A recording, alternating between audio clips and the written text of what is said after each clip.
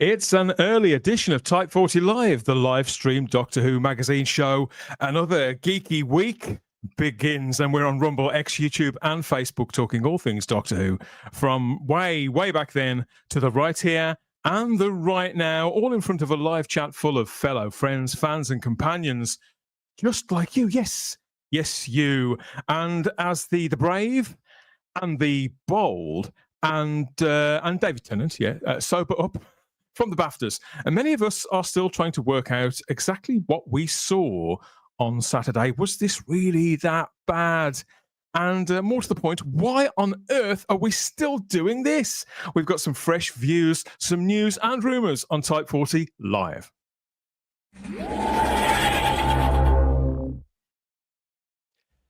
Yeah, let's get it out of the way. The one thing I like about the Fugitive Doctor is this console room. There's no chairs, sadly, not much in the way of soft furnishings of any kind. But the blue light, I think that's probably very good for if you've got one of those sort of headaches.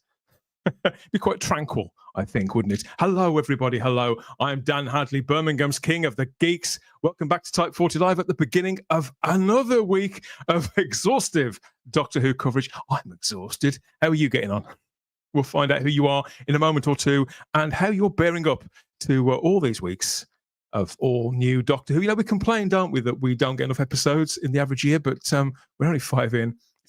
Doesn't it seem like longer? Let me know your thoughts on that in the live chat, as always, and we'll get to your comments when we can. I have a panel of pundits? I have a panel of pundits ready to bring on, and they're chomping at the bit, as always, to give you their hot takes, or at least lukewarm takes. That's a great pun, isn't it, for one of them? Let's bring him on first, shall we? Welcome back, the award-winning, no less, the award-winning Luke Walters. Hello. I haven't got a onesie on this time or an hoodie, so I'm very. Not yet. I have one ready for the interval. I have one ready. I keep recycling 3, so I'll have to start putting on Christmas jumpers and everything again. But no, it was good. It was good. Yeah, I think I'm the only person in the country that enjoyed the episode. It seems. Oh well, we'll be comparing notes, and you can tell us what we've been missing then, mate. Yeah, definitely. No more awards though. You're still reeling from your victory last week.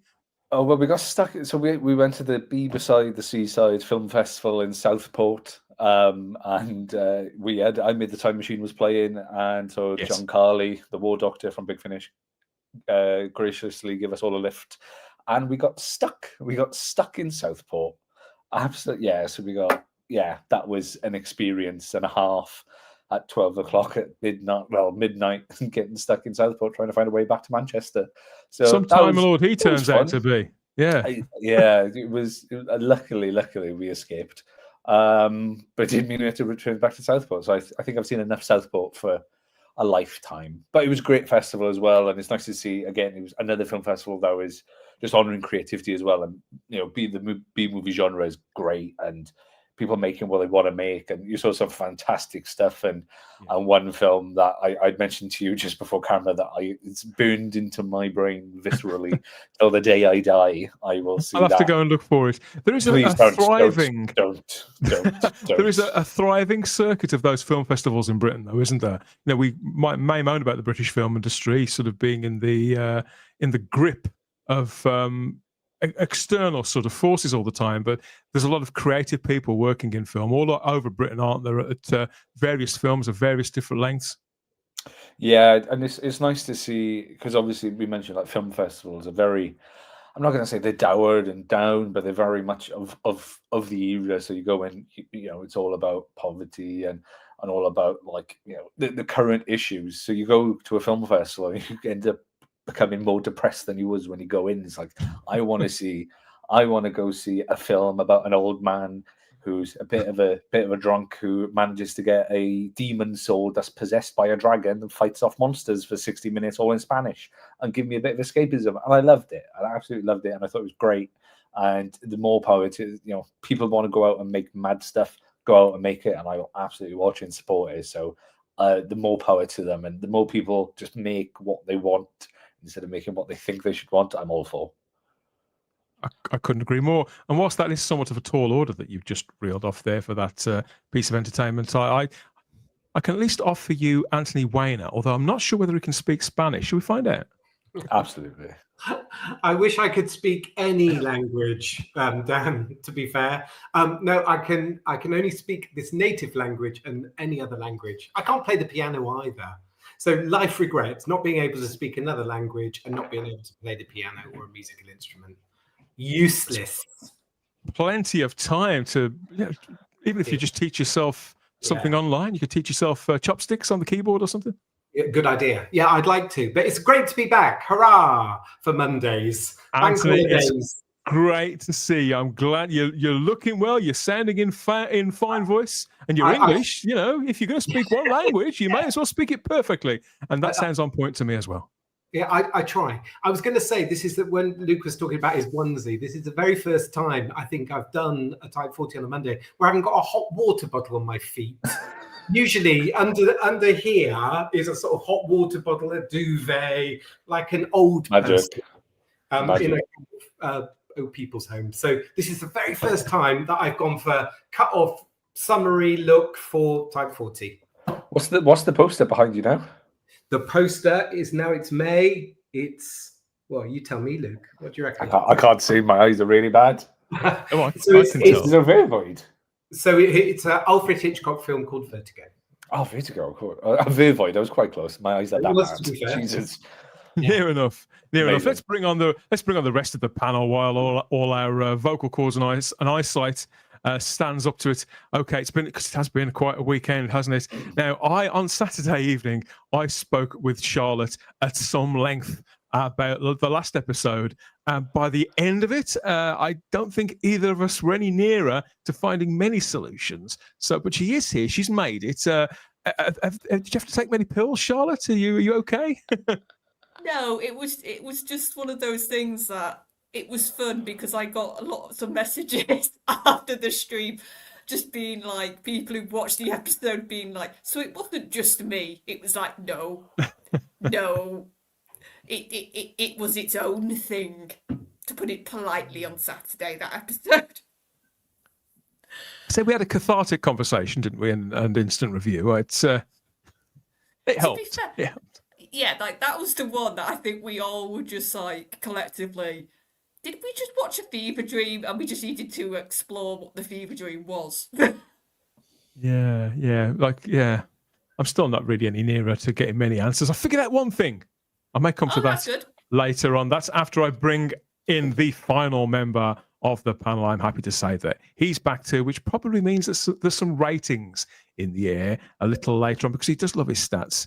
But we love him and we're happy to have him back. It's David Milling. Hello. Six words. I'd rather watch Chris Tavare batting.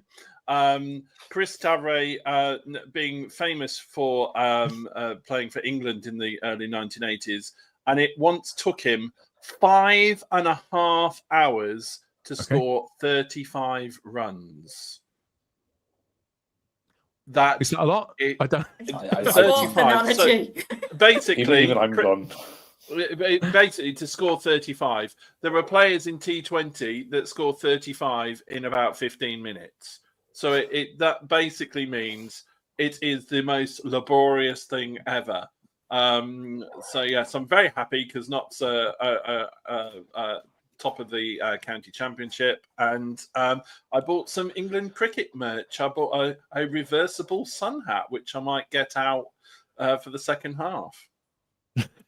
There you go. If that's not worth staying tuned for, I don't know what is. Great to have you back. I've got like David's message he sent to me, his voice message after he'd watched the episode, was probably the most entertainment I had that day. It was brilliant. I was wow. I don't know where I'd been. I tell you, I almost had to go out shopping for a new iron and a new television because at one point the iron was almost launched at the television. So I actually asked Charlotte at one point if she knew anywhere that had sales on. I mean, of course, when we do these sort of instant reaction things, and we come straight to the cameras, having watched these things, and we give our immediate thoughts and impressions, the things we like and the things that we don't. And after a few days, you've got a bit of time to live with these things and work them out for yourselves. And I like being challenged as a viewer, but I did find this very, very challenging indeed. Now, I know she was only there for a moment, but I think the biggest surprise of all was just to see, she's back. 44-year-old actress Jo Martin returned to the role, sort of the Doctor, apparently, on Saturday. And I just don't know why we're still doing this. I mean, I'm at a loss as to why she still does it. I can't pay that well, 2 lines every 3 years. I'd put it down to loyalty, because the fans do love her and she seems like a really warm person. But what on earth is in it for her? Like a spit and a cough in Saturday's episode, The Story and the Engine, there by Anua Ellams. Baffling stuff. Absolutely baffling. And there she was. She pops up and addresses the girl that she's had some sort of encounter with, apparently. I mean, I don't know. And says, I was a fugitive back then, she says. And then we get the promise or the threat in a different story that might be finished one day. I'm sorry, that's her Doctor in one sentence, isn't it? Yeah. I won't hold my breath. Let's put it that way, Charlotte. I won't hold my breath. Sort of 8 scenes in 5.5 years. Obviously, this was only a minor part of the episode. Some people claim that they're very pleased to see her back in this role. It's one of those things that just sort of washed over me. It certainly didn't make the episode any worse, because I had a really bad time with it. But we haven't spoken in a little while. Several of us haven't. So, Luke, first off, I mean, you said you quite enjoyed this one. So, why did it work for you? I mean, were you 2 parts pissed, or was there something? Or was there some? What did you like that we didn't? Please shine a little light on what we're missing. To be honest, I was just drawn in by the story. I know people are going to be like, "There's a lack of story." I'm one of the few that I like the timeless child stuff. I like the Fugitive Doctor. I'm not a fan of Jodie's Doctor, but I do understand where it comes from. I know it kind of harkens back to the old Cartmel master plan stuff. That is because with the Doctor being the other, I quite like it. I think it adds a little bit of mystique to the Doctor's background, because before, with Russell and Stephen Moffat, we knew everything about the Doctor, and I don't want to know everything about it, and still we don't. And the one thing I liked about Jo Martin when she come on board is, I think she kind of outshone Jodie Whittaker straight away. I'm not saying Jodie's a bad actress in any sense, because if you look at her other stuff, she's really, really good. I'm just saying in Doctor Who. But she was miscast in that role, wasn't she? Whereas yes, I Jo Martin, in this role, Jo Martin hasn't necessarily been miscast. It's just quite a poor role, I would have thought. Very unrewarding. I quite liked it. It was a bit mysterious. You could tell at times it was written by a playwright who was kind of writing for TV the first time, because it's all set in 1 or 2 locations. It was a little bit wordy at times. I watched it before I just left. I just woke up, sorry. I was just going to the festival, so I just woke up, watched it. I got into it. I kind of dipped off a little bit when it got a little bit wordy towards the end, and I kind of like, right, okay, this is just getting a little bit much now. But like the Jo Martin stuff, I enjoyed. The Doctor being a bit like when he's like Anansi, and he laughed off, and he's like, well, I know all the gods and all this stuff, and I done this. I was like, get a little backstory of the Doctor. It just kept me entertained. It gripped me. When did it get a bit too wordy at the end? I was like, cool, I'm dipping off. I think Belinda's great. She seemed to have a lot less to do this time. Captain She's Poppy's barely been in it for 2 weeks. What's going on?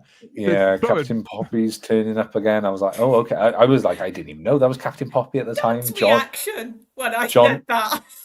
John had to tell me in the car, and I was like, was that timeless child stuff? I'm a Space Babies fan, and even I had no idea it was. I knew it was the same actress, but I didn't think it was the same character. I didn't click on. But yeah, I enjoyed it. I was like, you could tell it was, for me, watching, I was like, you could tell this was written by a Doctor Who fan, and I really, really enjoyed it. For a first attempt, I was like, yeah, cool. I was like, cool, man. I really the interviews that we looked at last week, I did get, I did I had every reason to be optimistic, and I feel massively let down by all of this. Some people do claim to be huge fans of the Fugitive Doctor out there, I know, and they'll be giddy with the new pictures that have been released featuring Jo Martin in character.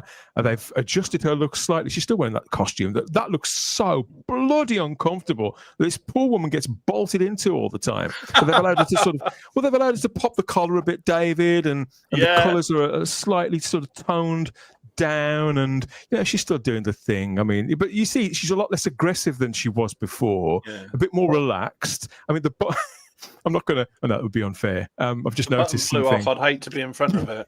Well, I've just noticed around that area, she just seemed to have had a wardrobe malfunction, bless her, so we'll gloss over that. But this is so again, it's slightly more casual. She looks a bit more like a person rather than some sort of totem. But I mean, how do you feel about this character, Anthony? Did you follow the story, or the story? Did you follow the thread of the Fugitive Doctor when it sort of rolled out a few years ago? And have you been watching the episodes over the last few weeks? Because we haven't spoken in a little while. No, so I think the last episode we spoke about was the very first one, the Robot Revolution. So in my head, I went into Series 2 expecting very little because, we've talked about my feelings about Series 1 previously. So I wasn't expecting much for Series 2. But I have to say I've been kind of, as it's gone on, I've been more encouraged. Not massively encouraged, but I've enjoyed them more than I thought I would have done. So I mean, the Fugitive Doctor for me just washes over me like you, Dan. I haven't felt that connection that some people have for that character. Lots of people really talk about her and say it's great to be back. We want more stories. We want a spin-off series. We want all of this. I don't necessarily see that or want that. But actually, I felt this story was quite rich. I thought it was very colourful. I thought, like Lucas just said, it was kind of like a play, and I kind of quite liked that.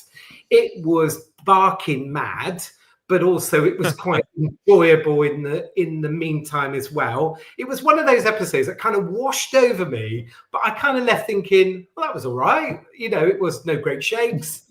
There was no great story, but it looked okay. And I kind of thought the writing and the words and the dialogue in that was all right. I must be getting soft in my old age because I was ganging up. Yeah, a bit like that. I was ganging up to kind of think, I'm not going to enjoy this series as much. But as it's gone, I love The Well, and I also love Lucky Day. So maybe I'm becoming soft in my head.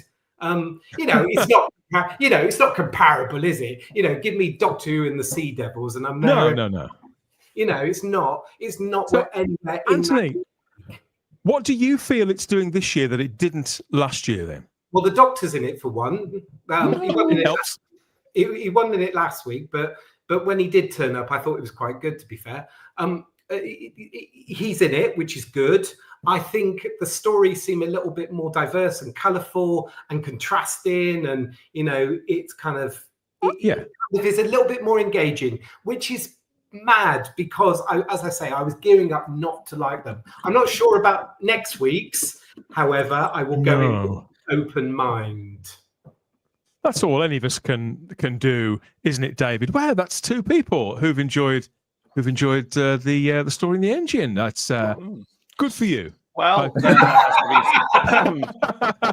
the best I can manage. As I always say, the law of averages. Yes. Absolutely, talking about mathematics. I think it would have made a great book. I think it would have made a great stage play. In fact, it was adapted from a stage play largely. I'm very intrigued to know what ideas he wanted to do before they forced him down the alley. I felt like I was watching a play being workshopped or being a test audience, if that makes sense. I've seen a few plays being workshopped before, and then, they're saying, did that work? Did that not work? A bit like stand-up comedians go out to limited venues to find out what material is working for an audience and what doesn't.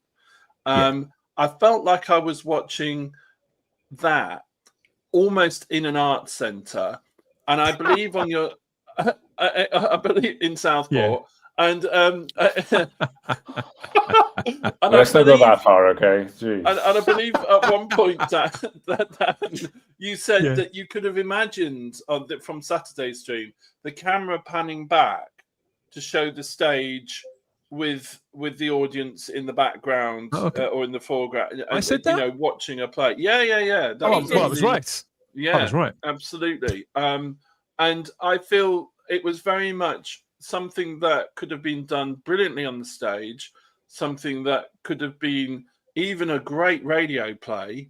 But in his interviews before the show that you covered last week, he said that he was aware of how different it is writing for the stage and then to the television, and you had to tell it with pictures on the television. I don't think he passed that test. It was very exposition heavy. And I think, that showed in the fact that if you missed a piece of dialogue, you have to then rewind and go back to hear it again because it was so dialogue laden. I felt also that have they abandoned Belinda's arc? Apart from a narky line. I wondered about that. Right at the start, saying, "You've got to get me home." Yeah, all right, love. Yeah, we know. Okay. Yeah, come on. But I mean, we know. I wanted it to be a bit more Mardy, like a Mardy girl. Yeah, particularly a dark-eyed Mardy girl, giving it giving her a hard time. That would have really worked for me. And they've softened her, and she's only in it now and again. Now it's not. No, it's not good. It's not good. No. And there she was in the Red Room of Pain. That was the TARDIS. And I was just thinking, what on earth is going on? And then bloody Dr. Poppy. I mean, I call her Dr. Poppy. I mean, probably because she's going to end up being the doctor or something. But I call her Dr. Poppy popped up. And I'm thinking, right, okay. And then because suddenly she finds herself out of the TARDIS because the plot tells her she needs to be. And then we're going in there, and then there's another bit where the doctor's being really nasty again and laughing at the poor barber, who's a bit of a git, but you know. And then right at the damn end, after they've wasted the spider and played a montage, as they always do nowadays, and the doctor and the fugitive doctor turns up, and I love that meme of Abe Simpson that was on your Twitter feed as well. Just coming in the house, hanging up his hat, taking his hat up again, and walking out again. And that's very much like that. And that made me die with laughter. And then the guy who's trapped all these people, abducted all these people, trying to end the world, wants to end humanity, wants to kill all the gods, gets a redemption scene when a guy who's told a few fibs on the internet and is a bit of an arse is the most evil wanker in the world. And doesn't get a redemption scene. Be consistent. Be consistent.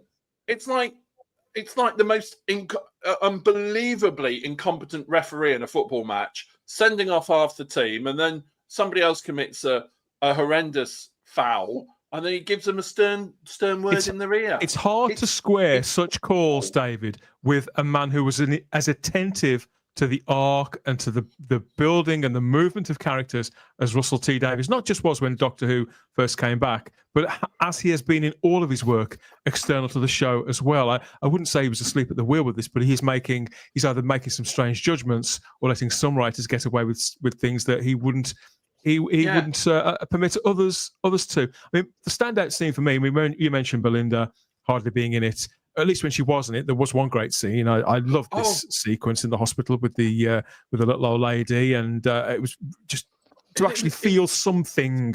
In my case, certainly, I know results clearly vary on this, but I did really love that scene. I could have stood a lot more of that. It was a beautiful scene. My sister's a matron in the Northwest. Okay, lots of gags, matron, and all that sort of stuff. I do towards her. Yeah, no, and I do the Kenneth Williams voice when I speak to her on the phone every time, and she hasn't got tired of that yet. Much. She said that is, although doctors can be arses, that's her view as somebody who's worked up the nursing ladder, and complete bellends at times. That would have not happened at all, and it actually made her quite cross. So, maybe she was. Maybe she would have been cheered by the social media presence in the wake of all of that, because, as always happens when the surprise is going on, Charlotte, there's a release of pictures. Joe Martin and Ncuti Gatwa both sharing images from their what must have been 10 minutes recording in the same area, whenever it was, 18 months ago. They were very proud of having this on air, and I'm not going to knock them for enjoying one another's company and enjoying a moment. Fair play to them. Here they are together on Joe Martin's own social media. She's left X. But she's on Instagram. Yeah, another virtue signaler. But yeah, whatever. And there they are together. So this is all. Yeah, it's all quite sweet, I suppose. And I don't begrudge anybody a good time, but ideally, I'd like to enjoy the story to some extent. Would be preferable. But yeah, here they are together. So yeah, go and follow Joe Martin on social media for more. I think she's probably going to share some more. Yeah, no, like you said, at least it's an actress who seems to always relish and love being in this show, because she's talked about in the past she's a fan. And like when she talks about watching Tom Baker when she first started being in this show, like you can tell that there's a connection there. And whenever you can see an actor who's got that connection actually be their favourite character, like we saw with Capaldi, like we saw with Tennant the first time, it always just brings a smile. And I'm like you, I just think if you're going to use this woman, you need to give her an actual story at this point. You can't just have her come on screen, like we said on Saturday, be all like, oh, I'm mysterious. Like, that's all she does. And I just... Like, because that's the other thing. We've had a Dr. Light episode this run. Why don't give bloody her an episode? Like, just something. Like, just to actually give the character a bit of depth and a bit of something. Not just, oh, I'm here because I was the better actress than Jodie Whittaker. That's the frustration with The Fugitive for me. As I say, they're softening her. We're getting one scene every 2 or 3 years. Maybe she might seem feasible and worth exploring in 8 or 9 years' time. I'm not sure anybody's got that length of time. I'm sure that she'd prefer to do all the work. I don't know. I forgive people a lot, Anthony. Like we talked about Anua Ellams, the writer of Saturday's episode. When somebody says they're a fan, they're one of us. I'm more predisposed to want them to do well. And it's the same, just as Charlotte said with Joe Martin. She said she watched the show when she was a tiny kid. She remembered it. And so you think, oh, good for you. And whereas, Jodie Whittaker would boast how she'd never seen it, wasn't interested, didn't want to watch anybody. So I was a lot more receptive to Joe Martin as a person, but the Doctor is a man. It's that simple. So I can't accept this character. But stepping away from it, if we're stuck with it, if they really are going to keep trying to go with this, like, I don't know. I don't know. What are your thoughts? I mean, do you think that they'll revisit her later in the season, Anthony, or do you think that will be that? Like she was free for 10 minutes and that will be all there was? Yeah. I was listening to what Charlotte was saying, and it wouldn't have been a great idea to have that Dr. Light episode and let her do one, because you kind of in that very first episode with the Judoon, you kind of were introduced to a character that you didn't really know. And back in the day when an actor or actress now, when an actor becomes the Doctor, it's big news. And this one kind of slipped kind of in casually, didn't it? So in that sense, it's unique. But yeah, I would want to see more. There are lots of people that really love this character, and I don't know what they're basing that upon. Perhaps her love of the show, but equally, it might be her as a person. Because I understand she's very personable and very nice and lovely and all those things. But I haven't got enough to latch onto yet in terms of, is she a good Doctor? Is she a great Doctor? I don't know. A lot of it is performative, Anthony, and they are simply getting behind her falsely to signal virtue, because because she's black and she's a woman, and it's as simple as that. I don't think a majority of people. What I want them to do an episode with her as well, if only for the fact that if they make one, a standalone episode with that character, and give it all they've got, then we'll know whether there's any actual mileage in it at all, once and for all. If it's crap, hopefully that'll shut everybody else up. Maybe it'll scratch an itch for the actress, and because I do get the impression, I wouldn't be surprised if deep down she was a little frustrated with this, despite the affection and things like that. So give her a chance to sort of scratch the itch and things like that. But I do think there's something political to this, and there's a lot on social media that is very performative around it, which I find very distasteful. And it's often the people who do that are the ones who point and call others the R word. So that's another reason why it sort of gets my goat up a little bit, because I've been called that word several times on social media by total strangers, just for not enjoying this episode, for example. Which none of that is obviously the fault of Miss Martin, of course not. Here she is, so looking thoughtful, and here she is at a Doctor Who convention as well, where she does fit in very, very well. And you're quite right, when she does go and give Q&As, people seem to love it. People like her on a personal level. And she doesn't have to go to these things, I would imagine. So it's a nice thing, but it really does have to stop now. This business can't carry on, because it doesn't work for her and it doesn't work for the show. So something's got to give at some point, I believe. After a couple of nights' sleep, that's where I am. That's where I am with it. But obviously, let us know what you think. If you're a big Fugitive Doctor fan, let me know what I'm missing, and what your ideal would be, whether it would be that standalone episode or not. I mean, for 30 years, Luke, we've been going on about, the Eighth Doctor, get Paul McGann his own series. It's as if now the conversations that used to have had around that incarnation have now some of them have moved off to talking about the Fugitive Doctor. And I just think, I don't think I can listen to it for another 30 years. I mean, I don't touch wood. Do you know what? Like, I am a fan of the Fugitive Doctor. I did like her in Jodie's era. Like I said, I like the idea of them expanded upon the Cartmel master plan. You see what I mean? Though there's so little there, though. I mean, Andrew Cartmel. You listen to him talk about it, and he said, of course, "This isn't anything to do with me. It doesn't line up with what he wanted at all." But I know what you're saying. I do understand what you're saying. I like the fact that we don't see her. And I know they've reconceptualized it in Big Finish as well, and they explain why the TARDIS looks like a TARDIS in there. They did it in a roundabout way. When I haven't listened to yet, because I'm not a massive listener of Big Finish, even though one of my best mates is one of the Doctors. So don't tell him that. But like I am a fan of hers. I think when she is in the role, she performs really well. I get she does outshine Jodie when she's in it.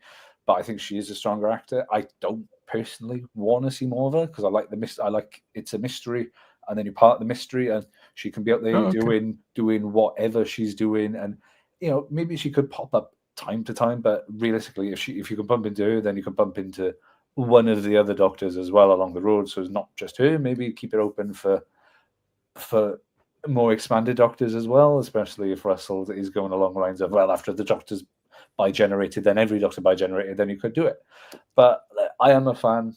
I am a fan, and I'm just like, yep, cool. It's allowed. Like, she's out there. Let her do her own thing. I think when she comes on screen, she's a bit of a badass, and I'm like, cool. It's nice to see a different side of the Doctor as well, especially with Jodie, because she was very Matt Smith-esque and very light and fluffy. So to have like the polar opposite of it was good. And I know Shooty is along those lines as well, of quite light and fluffy. And to see Joe Martin's Doctor is not, she wouldn't even really be called the Doctor, because it was set before Hartnell. But I quite like her characterization. I'm like, cool, she's out there, she's doing her own thing, she works for the division, just let her go on and crack it. But if she does want to pop up, fantastic. But I don't want to see that episode. And I know we had the Dr. Light story, but that's to set up the finale.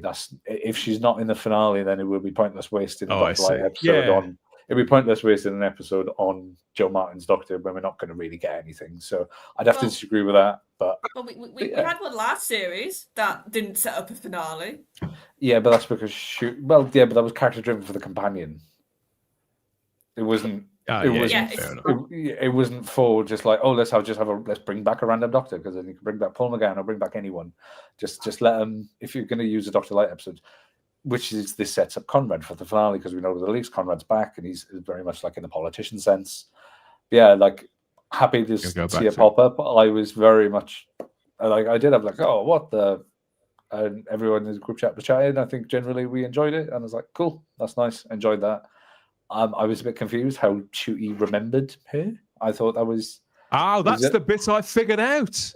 Oh, that's the bit. I'm going to boast about this. I was going to move on, but I'm going to boast. That's the bit I figured out. So when that happens and that bit of dialogue, when there's that exchange, and we all had the same reaction, didn't we? Well, he's just said he's never been black before, and now he remembers this Doctor. Therefore, he remembers being that Doctor. That was 5 minutes ago, David. How has this gone through? No, that's not what happened. He said Doctor, this black body. No. The Doctor wasn't remembering.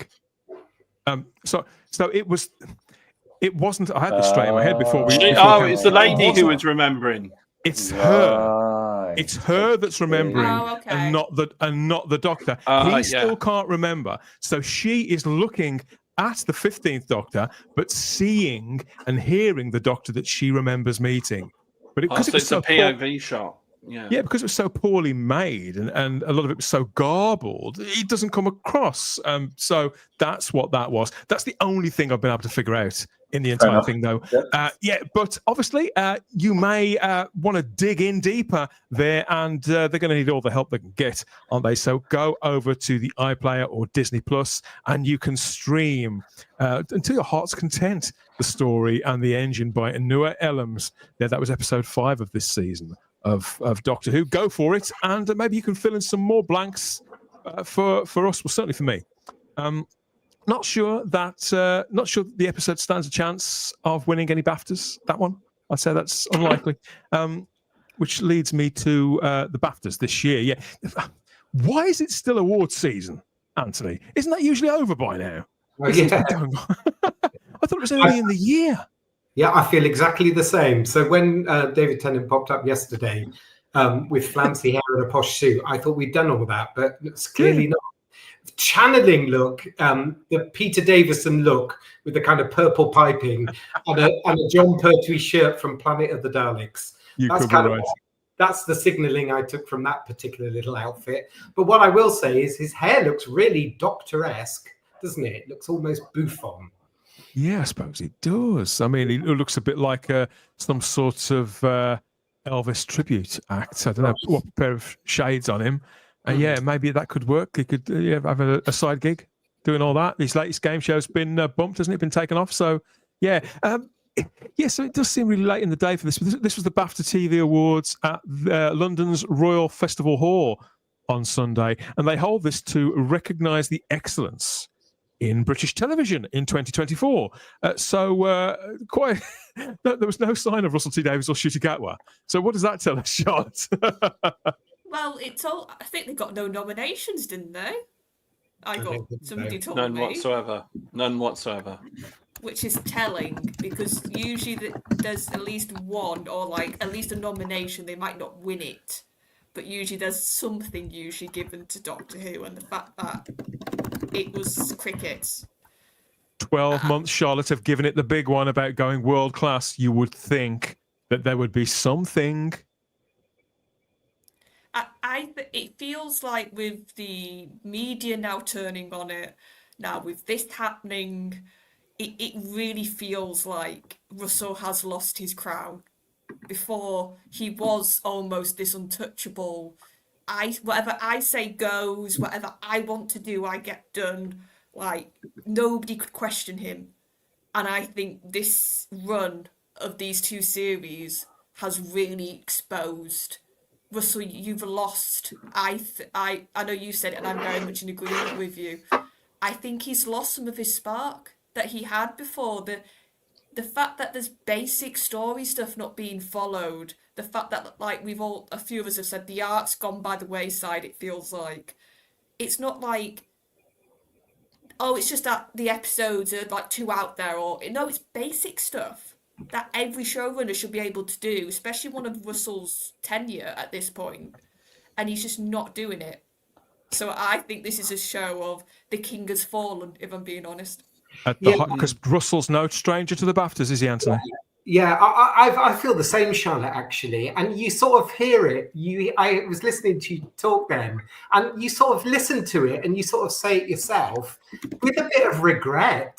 You know, that if you go back to 20 years ago now, you know, if we're thinking about that very first series with Christopher Eccleston, you know, it was, oh my gosh, it was exciting, it was engaging, it was riveting, it dragged you in, Charlotte, it was dragging me back in. It was an interesting time. And when you hear about, you know, that kind of, I feel with Russell, it's kind of, I'm not a writer, but he feels like yesterday's man. It feels like lots of the stories were written such a long time ago. It feels like he's lost a bit of sparkle.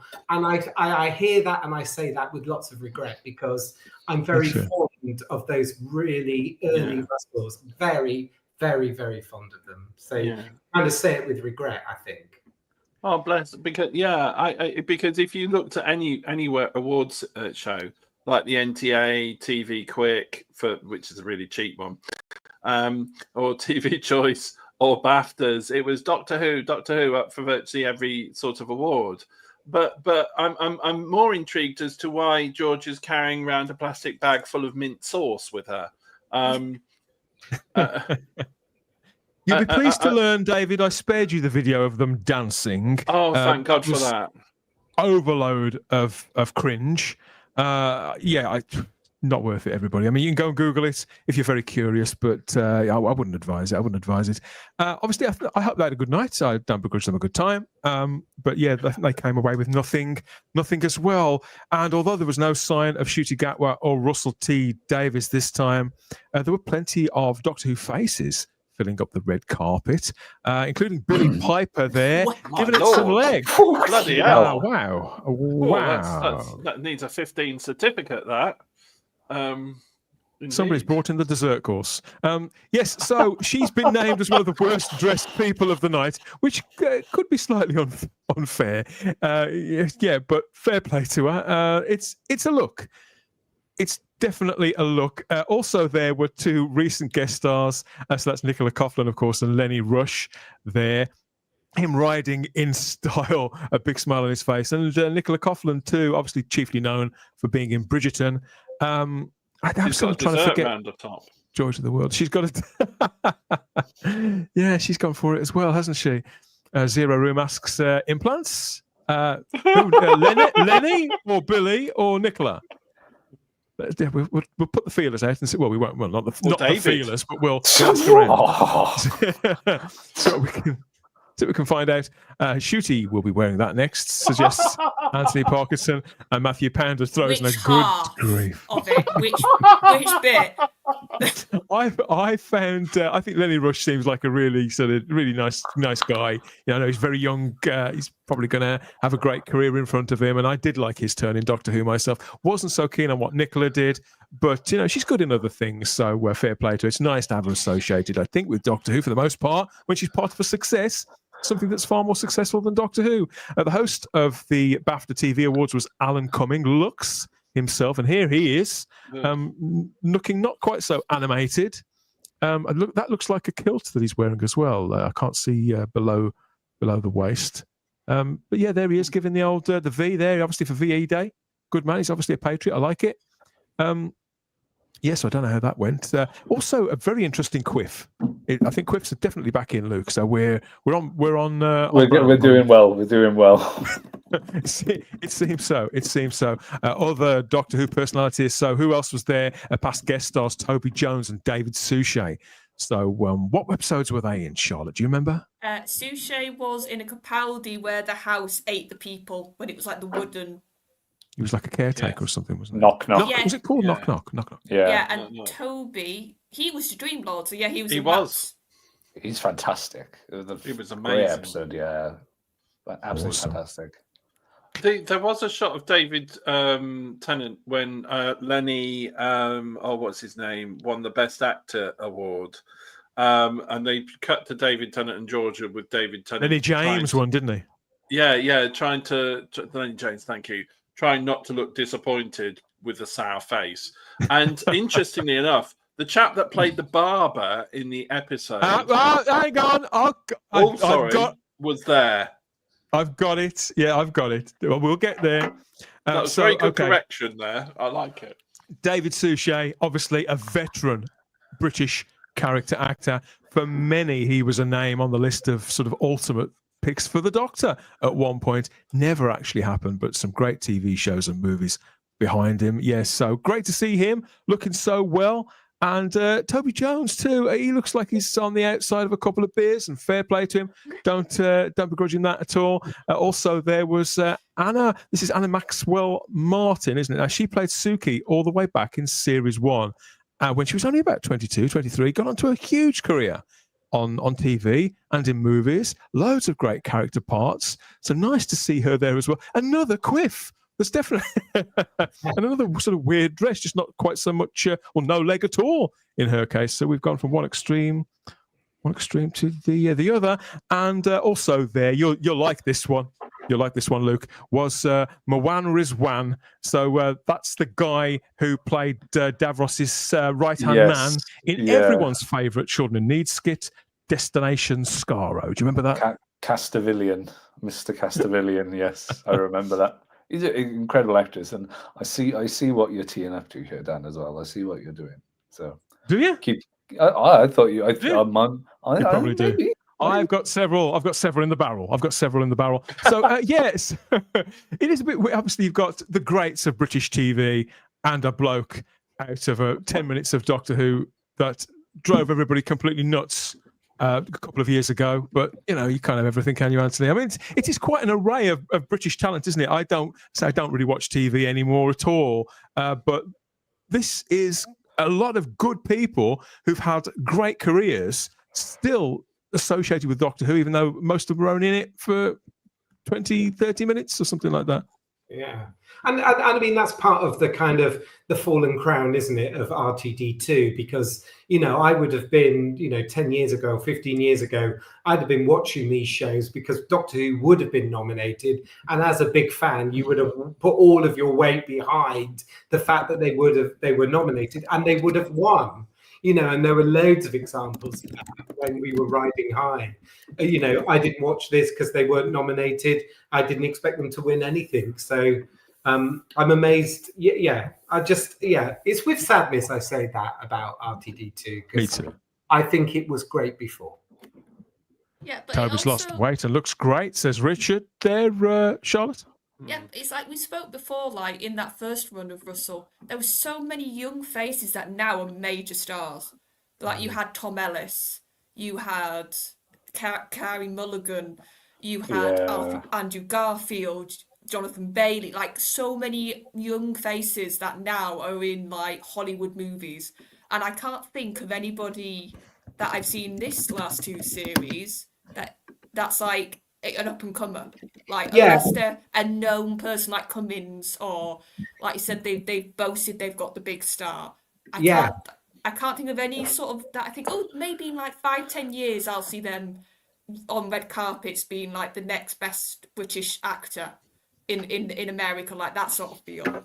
Yeah, and I mean, Andy Pryor cast it really well, didn't he? He was always on the money, but I absolutely agree, Charlotte. Who has he chosen in the last couple of years that will go on to be a star? It's harder to see that. Whereas when you say people like Andrew Garfield is just, destined to stardom. So it was a different show back then, and it was cast differently. And I don't think Murray Gold's, I was a big fan of Murray Gold's music for the first couple of years of New Who. And I don't think he's even in his stride either. The big orchestral pieces like, Rose in Doomsday, just those big pieces of music that help to sell the product. I don't think those exist either. There's nothing very memorable about anything, is there? It's competent, but no, there's not. For what probably really disrespectful, there isn't a tune I remember. I couldn't tell you. I couldn't. Whereas I could probably I'm not going to do it, but I could probably you Rose's theme or Donna's theme, or there was some notable stings in those tunes, and I don't think he's found his stride either. clever bloke, but blimmin' heck, it's all change. Really is all change. I don't know what goes wrong. However, as I say, the last couple of episodes have really surprised me because I was going in thinking it's going to be dire. It's not been as dire as I thought it was going to be. I'm so glad it's worked out for you, because I know you were sort of dreading it and watching it out of sort of obligation, partly for us. That is nice to see. It is. Also nice to see at the BAFTAs were two genuine British icons of entertainment for completely different reasons, both of them with connections to Doctor Who. Wanted to just mention how fantastic it was to see Jonathan Pryce there. Again, veteran character actor. He was there for Slow Horses, the Apple show, I understand, but we know him as the Curse of Fatal Death Master. And there was Floella Benjamin, National Treasure, who, for how many years on TV in Play School? Yeah, I grew up with this woman. She was my other mum who lived in the telly. It was very much like that. But in Doctor Who terms, she was Professor Rivers on the Sarah Jane Adventures. Of course, I think it's a recurring character that she played there. Bring her back, I say. Bring her back. There may have been more Doctor Who people there, so let us know who you've spotted. I could only look at so much before I kind of lost the will to live, really, because I wouldn't watch any of these award shows in a pink fit now. I have to be honest. For maybe if they put like summaries up that lasted about half an hour, 45 minutes, that's all you need to know. Everything, all the results are always all over social media, including this surprise, timely surprise, as you were about to blow, David, is that this guy was the winner of the Supporting Actors Award for something called Mr. Loverman, which was, the last I heard, was a record by Shaggy, but apparently, David, it's some sort of drama. And I didn't recognise this guy at all by the picture, and then I saw the name, and of course that is Arion Bakir, who just this last weekend was the barber in the Story and the Engine. So you could say that, he probably didn't have the best night on Saturday, but Sunday would have made it okay. So if you hope it's the weekend, Shabba, Mr. It was Shabba Ranks, but with for 1993, I believe. But there you go. Yes, he was. I didn't watch Mr. Loverman, not because I'm racist. Surprised me. It's because I didn't know it was on, and I missed don't know what it is. and then I forgot about it, and I don't. Is it still on iPlayer? Because I actually wanted to watch it, but I saw it being advertised when it was out, and I totally forgot about it. So it's not out of not wanting to watch a drama because it's got a person of color in it. It's just because I haven't watched it. Sadly, no, I couldn't tell you a single thing about the drama. No. I think it was nominated. I think several people were nominated for it, and a couple of people won for it. So I couldn't tell you anything what it's about. But I was just struck by it again. Actors, of course, hair and makeup. How different he looks. Especially how different he looked to his last appearance in Doctor Who. Yes, quite. Yeah. Oh, he's been in it before, has he? Yes. He played Leonardo in he did. the Girl Who Lived. He played the lion. Yeah. Did he? Yes. Yeah. I had no idea. I had no idea about that. Wow. And I was going to say, Dan, and that particular episode is my least favourite new Doctor Who ever. I have watched that once. I fell asleep sort of 25 minutes towards the end, and I had a glass of wine, and I have never, ever resurrected that episode ever again. I do not want to see it, hear it, know about it. But when that fact that Lucas just mentioned came up, I thought, was he the lion? Was he in that one? The one I refuse to ever watch again. I'm sorry if I've offended somebody, but I can't remember anything about it. Yeah, you'll be outed now as a lionist. You're against lionists. They'll be coming for you. Hashtag campaigns will start, and before you know it. I tell you what, Dan, I'll go for another one. I'm a lionist and I'm a sleep no moreist. Because ironically, I fell asleep in that one as well, which was the irony of the whole show. So there are two Doctor Who's that I've never ever watched again, and those are two of them. But I tell you what, though, Rufus Hound in that, I was watching it, and I'm like, he'd make a great meddling monk. And I know there was rumors around at the time that Rufus, there was rumors at the time that Rufus was lined up to play the meddling monk, and I think he might have done it for Big Finish. But he would have been great. Luke, I'm banking on Mrs. Flood being the meddling monk. She can be. I'm going to say I haven't heard any of these rumours. So Charlotte and I in the chat a moment ago were talking about the rumours. I don't know any of these rumours, so you can fire. It's coming up. It's coming up in a little while.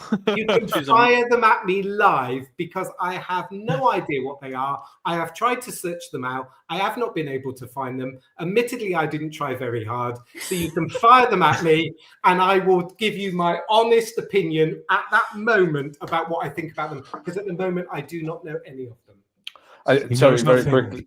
He knows nothing. Very quickly then, in terms of like stars, like we've had no big stars, or there's not going to be no breakout star. I was still going to bat Rose Lynn Ellis. I think she's going to be the next big thing. Yeah, I will. That's the one. She's going to be, her career is just going to skyrocket. She's phenomenal. Would you say though, we can't really claim her as a breakout star from Doctor Who after 3 years on EastEnders and several other key roles, though, can we? I think is that, or do you think internationally people will? I think internationally, yeah. I don't think people in America are really going to click on to EastEnders. If they're going to see anything, it's going to be Doctor Who. So I think she's going to be huge. I know Karen Mulligan done stuff before Doctor Who as well. So if anyone is, she's going to skyrocket. And I know Varada Sutha's already done Andor and stuff as well. But they're going to have some very, very excitingly long, awarding careers. So all the power to them. We may see them winning some BAFTAs if they're unlucky. It's a proper success. I don't know. If it means something to the people who win them, I think it's great. But the general public, I think there's just such an evaporation of interest in celebrity and in awards now. I think it's fine. Everybody working in every sector should get awards for the thing. Well, Luke, for example, anybody working in any sector on any level should be rewarded for their hard work, their creativity, and their excellence. But if you're not involved, award ceremonies can be a bit grating, can't they? But I think the BAFTA thing is up on the iPlayer as well. If you want to go back and see who didn't win what, and try and catch David Tennant pulling a funny face and all that kind of thing. I think you're much better off hitting our playlists than going through all of that. If you're going to sit through 3 hours of something, sit through all these hours of our new Who reactions, instant reviews of every episode of this season so far. Myself, Charlotte, Gary Akers, and Luke's been on one. I think David's been on one, and we've pulled in people from across podcasting and YouTube as well to add their takes, their hottest of takes there directly after the episodes, for better or for worse. There they are in real time and completely raw. So go and hit up that the playlist, and you'll see those new Who reactions live streams there too. But this is Type 40 Live, our regular early edition on Rumble, X, YouTube, and on Facebook. We mentioned Varada Sethu a moment ago. I only found out just before we came on air that today, no, this is a nice thing. It's not me being a lech. 3 cheers, birthday cheers for Varada Sethu. So she turned 33 years old today. Obviously, the current Doctor Who co-star previously and currently, I think, on Andor. I don't watch it, but I think she's been in season 2. I'm not quite sure. And star of Midsummer Night's Dream and Strike Back and all that kind of thing. So she's turned 33 today. Many happy returns to Varada. Not sure how many returns she's going to make to Doctor Who, happy or otherwise. I think that the writing's kind of on the wall for that. But while she's with us, she's one of the family. So there you are. A big old happy birthday to the current Doctor Who companion. No birthday cake, just the Jaffers. Did you send a card? Did you send a card, Dan? No, that card and roses. No, not after the restraining order. I thought it might be a bit much. So yes, no birthday cake, just the Jaffers. Hope she appreciates you've broken out the Jaffa cakes for her there. Okay, yes. So let us know what you think of everything so far. We've got other things to cover, including all of that. The stuff that Anthony doesn't know anything about. So we've got to go there, I think, next. That's right after we've listened to a quick blast of, who should it be? I think him. The universe is in peril. We've got about 24 hours until it completely is destroyed. The only way you can help me save it is by watching Type 40, a Doctor Who podcast. I'll see you there.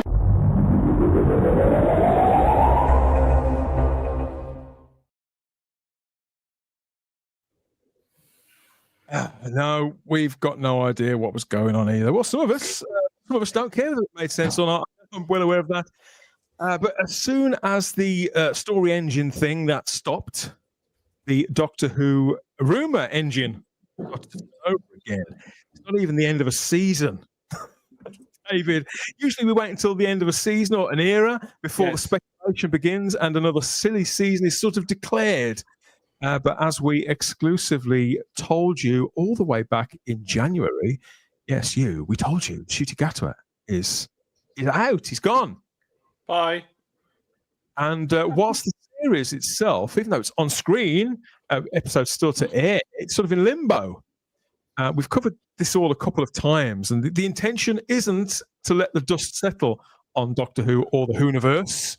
If it can be avoided for too long, Russell T Davies is believed to be pushing on and drawing up a short list and maybe even screen testing some successors to Ncuti Gatwa over the last few weeks. There's a few hopefuls. Don't know how they're going to get on. We'll find out in due course. In due course, I suppose. In the meantime, though, in the wake of the BAFTAs on Sunday, a slate of rumours have been published to Reddit claiming that one attendee in particular is already in place as the next Dr. Luke. You messaged me and said, have you heard these rumours? Maybe we should look at this, didn't you? And, I've got an account with Reddit. I go there sometimes. You read, there's so much on there that is just people clearly taking the slash. And I said to you, didn't I, should we really look seriously at this? And you said, well. So do you want to take over? Why should we take this more seriously? Well, it seems to have come from the guy that has been leaking the Bi-Generation stuff, the season 1 stuff, the season 2 stuff, which so far is bob on the money. They called the Well being the sequel to Midnight. They called Joe Martin coming back. They've called pretty much everything is pretty much bob on. And now they've come out. The one I heard on Twitter, which is absolutely absurd, which is the one I don't believe, is that the Captain Poppy is the Doctor and Belinda's daughter. That's the one I don't believe. But okay, this hang one... on now, back. Oh, yeah. Okay, so let's back up a touch. So Captain Poppy. Now that is the character from Space Babies again, isn't it? That's just turned up on screen in the story and the engine very, very briefly. There's a rumor that she's what. Yeah, it was a rumor that I got passed it on. I don't know how credible it was. That's the one I'm like, okay, I don't know where this has come from, and I haven't seen anyone to verify it. I haven't spoke to anyone. Yeah. So I was like, okay, I'll take this one with a massive pinch of salt, because it seems to be. I know Mrs. Flood. I know what's her name that plays Mrs. Flood now? Sorry, it's escaped my mind straight away. Anita Dobson. Brian. I was going to say Brian May's Mrs. Anita Dobson has said that the finale will reconceptualize Space Babies, and people will have a different look at it. So I think maybe people and now she's appeared to Belinda, so maybe people are trying to put that together. But then the other one about the Doctor, the new. Oh, well, hang on a minute. Let's stick with this one just for a moment. Okay. Because here we are. So we're watching this episode on Saturday. And I mean, to me, this reminded me of like Twin Peaks or something from the 90s, Anthony, where a dwarf sort of walks in and starts walking backwards or something. And then there's a rhino in the corner of the room. It's that kind of, I just thought, well, I was watching the episode. I just wasn't feeling any of it, that no matter what came on screen, I just thought, oh, well, there's a child clearly dressed in 21st century stuff from H&M. Why not? It's why not at this point? But the idea that firstly that it was the same character played by, can't you? The actress was the same. That it's the same character. I would never have expected that. Just thought, well, maybe they've got a child actress who they'd seen do a good job in Space Babies. She came in and she wasn't too demanding, didn't ask for a rider. Maybe she had a nap on time or whatever to get her back. But to get her back playing the same character, and there she is on the credits, Poppy, played by Sienna Robin Mavanga Phipps. That's a name and a half, isn't it? So that kind of winded me a little. But the notion that she could be, what was that, Luke? Something to do with the Doctor. Belinda's daughter, yes. But I read a theory to go along with it that reconceptualizes it, and I was like, okay, I'm kind of half on board with it. And it was to do with obviously space babies. I can't remember it because I haven't rewatched it, but it was how these children were genetically grown, artificially grown. Oh, I and, see. And we know that Mrs. Flood's character, who harkens back to an old villain mistress character that likes to experiment on creatures and grow their own, and that maybe something to do with Rogue also worked for the boss, that they got the Doctor's DNA and combined it with Belinda. Basically, Rogue worked for Mrs. Flood and managed to capture an essence of the Doctor's DNA, and then Mrs. Flood is using it to grow her own set of Time Lord children, and I think that whoever's concocted these rumors is giving Russell T Davies far too much credit. But I'm not gonna lie, I was like, you know what? It actually makes kind of sense, because obviously they're talking about the boss, and I've heard what the rumor is to do with Mrs. Flood being in charge of Villain Guard, and then the bi-generation happened, and her other characters to do with this. So I was like, okay, cool. I can kind of see where they got it from, and I can kind of like this. To be fair, not that bad. Because the Doctor and Belinda are getting closer, but not that close, you know. Yeah, unless they do, unless it's an amalgamation of both their DNAs. But that's the one I heard, and I was like, I don't believe this. Like that's the one I was like, okay, I'm a little bit off that one. So am I following this correctly, Luke? That the Doctor and Belinda have a child who becomes Captain Poppy. So does that make Captain Poppy Susan Foreman's mum? Yeah, God, please no. But that's the way the Doctor. But that's the thing. The Doctor said. Am I looking at Susan's mum there? But the Doctor said in The Legend of Ruby Sunday, when Kid Stewart was like, "How are you? So you must have a family then, if you've got a granddaughter." And he's like, "No, I'm a Time Lord. Happens out of order." So people are kind of putting 2 and 2 together via this leak. So I don't know how much it is in this. But it's not fucking Dynasty. Jesus, it's a bit of a mad one. It is, and this one is the one that's a bit. It's bonkers and fun, and I love it.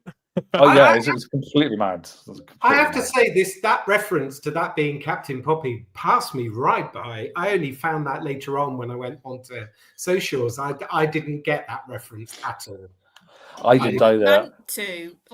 How are we meant to go? Oh, there's a random girl. Of course, we were all meant to think that's Captain Poppy. Yeah. I thought it was something to do with the Timeless Child. John had to tell me in the car, and I was like, was the kid to do with the Timeless Child? He was like, oh no, it was Captain Poppy. And I was like, oh right, okay, because I know we just had the Joe Martin scene, and I was like, maybe there's memories bleeding through with the stories, and I was like, right, okay. So I missed that bit, and I was like, right, you've queued these up very, very well. Fair play to you, Dan. Jesus. But yeah, that's 4 a few times. Oh, I can tell you're very good. You're very, very good. But yeah, that's the one where it was like, that is a mad theory and a mad leak. If there's any semblance of that is true, then that is completely bonkers. But Russell did say there is a scene that's been filmed that is going to change. But he says it all the time, doesn't he? But it's going to change. It's going to change Doctor Who's history. It's going to change it forever. It's going to break Doctor Who. So who knows? Who knows? It's a wackier plot than Sons and Daughters, and I mean, Jesus, it's considering it's a reboot. It's the most. It's a Grundy organisation of Australia behind this. I mean, gee, oh my God! No. Shall we? Whatever we talk about now is going to seem sane. Yeah. Let's see what people have got to say about this, because there's people listening along in the live chat. We've got Bloodfroth is just checked out. This is no longer Doctor Who. I go back, pick up a few Blu-ray sets. They're on sale, and go and watch the classic show. I think he's just thrown in the towel. I think it's supposed to be Captain Poppy, said Gary's in the live chat. And another one who's not a fan of Space Babies. I very much stand alone. I shall die on this hill, Anthony. For Space Babies. I'll die on the hill for Story in the Engine, but along with Anthony, who didn't mind it. I don't know if I want Shirley Bassey, according to Guess the Drone. I was going to say, Luke, I don't know if I want to die on the hill for the Story in the Engine, but I did quite enjoy it. But I wouldn't go that far, perhaps. But fair enough. It was Peter Harrington just asks, "What madness is this?" We don't know. We're just trying to make our way through. We're trying to make our way through, mate. What else is here? Terrified Monk says the truth is that Dan was a space baby in another life. You never know, do you? You never know. Yeah, so I think people are still reeling from that one. But you know, if whoever come up with that theory, if it's not true, then I mean, fair play to them. They got a hell of imagination, and they should put their work into like creative writing, because that is phenomenal. Like, well done. I'm sorry. Well done. Whoever's come up with that, as like without it being something they've been told, I'm going to say this politely. How long have you been in a room, and how much have you been watching this current series on repeat? Because it's just warped mind. That's all I'll say. I think they need to go and see a psychiatrist, to be fair. All life is across the social media platforms, and people come out with all sorts of stuff, but they're not always wrong sometimes. You know, we're going to run that past our quality control department and see what they've got to say about it. You know, we'll leave it with him. And yeah, we'll see how it figures out in a few weeks. In a few weeks' time. That's the beauty of this. We're so close to the end of the season. We haven't got long to find out whether there's any kind of truth to any of it, Anthony. So it's not going to be months and months like the River Song thing, is it? You know, the mystery of Captain Poppy. It's only going to last a fortnight. Yeah, no. And is that it? Is that the rumor? Is that just? No, there's more. No. That's the starter, mate. Get ready for the main course. Okay. So yeah. I'm ready. So apparently, yeah, Russell T Davies is. Now, I wasn't joking earlier on. That wasn't just a crass gag. There, apparently, he has, according to this Reddit user. So yeah, because it was the BAFTAs. So it all goes back to the BAFTAs. So who, according to Andrew, the notorious season 2 leaker, who has got so far everything correct. The 16th Doctor, so Ncuti Gatwa's successor, according to this leaker with a great hit rate. They're claiming that the 16th Doctor has been cast and will be played by a familiar actor who has appeared on the show before. And they also let slip that actress, not actor, will appear at the BAFTAs. So it was at the BAFTAs tonight. So between them, they've drawn up a shortlist here of all the actresses who were confirmed, who were actually at the BAFTAs on Sunday, who had all appeared in Doctor Who. So these are potentially our candidates for who this Reddit user with a great hit rate is claiming has already been cast as Doctor Who. First up is Saran Jones, a fabulous actress. Luke's clapping. Standing ovation from Mr. Walters. Yes, brilliant actress. Yeah, fantastic, absolutely fantastic. And her turn as Idris, she was great. And if she took over the mantle, I'd be like, you know what? Fair enough. But she's had an incredible career, hasn't she? Coming out of Coronation Street, hit drama after hit drama. She can do comedy, she can do drama. She's very warm, but she's also played some very tortured characters. I've seen her in lots of things. I think she's fantastic. And she's a northerner, she's Manc, so big up. Well, nobody's even though I'm from Wales, but big up Manchester. Let's get another northerner in the TARDIS, because that always ends well. I do like her. Of course, she was also in Sarah Jane Adventures as well, wasn't she? Well, she played the Mona Lisa, something like that. Yes, do you remember like the alien version of it. And so she had very interesting makeup as that character. I can remember. It was quite like that. Here's the thing. She could play. I could buy the sort of eccentric, but I don't think she'd overdo it, which is the hard thing to do. I think now, because the Doctor sadly has got this almost stereotype of, oh, you just be a bit kooky, you just be a bit weird. Yeah. And I think if you're not a good enough actor, you take that and you just act like an idiot. Whereas she has shown in previous parts that she can be eccentric, but there's a groundedness still there. There's that sort of, you can follow it through, there's a through line. Even when, like Luke said, when she was playing the TARDIS, she was as crazy as a box of frogs in that episode. But when she had to play the more serious parts, she could do it. That whole scene when she basically says to the Doctor, oh, I've always wanted to say something to you. Hello. Like, I tear up every time I watch that scene, because you buy that this is almost like a long lost love. I love that episode. I absolutely adore it, start to finish. And I can't imagine anybody playing that part any better than Saran did. Thomas Taylor and several people in the live chat have mentioned this. The Doctor is a man, and we've got this several times over. You know, I agree with you. but we're covering these rumours, so being objective about it, we're going to look at these rumours. That's my feeling, always has been, always will be, but these are the rumours, so we're going to report on them in as good a faith as we possibly can. Earlier on, we mentioned the actress Anna Maxwell Martin. I love she her. is back in 2005, very fresh-faced there, David. Look at her. She's also on this list of potential doctors, of course, because there she was. Here she is now. This is what she looks like in 2025. Again, a very prolific British character actress. For me, when I read down the list of actresses here of talent, to me, this is the only credible choice. As much as I like Saran Jones, I feel like she's almost too big for it. And this would be the only choice I'd be remotely interested in. Totally. I love her. She has got such a fantastic range. She played the absolute most bitch from hell wonderfully in Line of Duty. He did. And then look, and then in the show that I've recommended to you, Charlotte, I don't know if any of the other panel have seen it, Ludwig, with David Mitchell, she played a really lovely, sympathetic character, which was beautiful, funny, delightful. She was cutting, and she has just got a tremendous range. And I think she would be, she's, how can I say it? She would play it, I believe, in a really enigmatic way. So, like you, Dan, said to the chat a few moments ago, I agree with that school of thought, but we're talking about the people that we're talking about at the moment. So she would definitely trump Saran Jones, but as 1 and 2 choices, they would be absolutely amazing. See, David, I have, as much as I like Saran Jones, I think I know exactly how she'd play it. Yeah. I have got no idea what Anna would do in this role. Not a clue.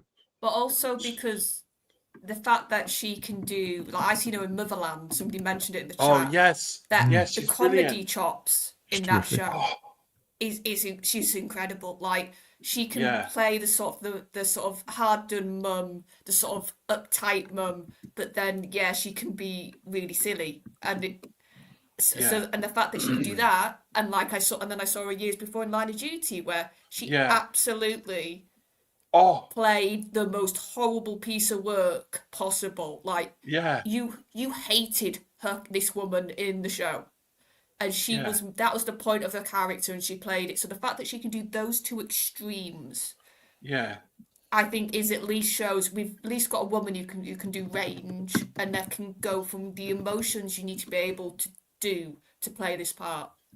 Because it's not just a question of picking somebody who's likable, is it? It's got to be someone with range. We've seen when it goes wrong, and somebody I really like, who's also therefore on this kind of list, who I don't think has the range, but I've liked her in multiple things, is Joanna Page. She was there at the BAFTAs, so she makes this list by default. The co-star, one of the title stars of Gavin and Stacey, of course, tremendously popular comedy on the BBC, and several films as well, and other dramas and comedies. She's very, very warm, very watchable actress. I was under the impression she was semi-retired because she's got a slot as a DJ.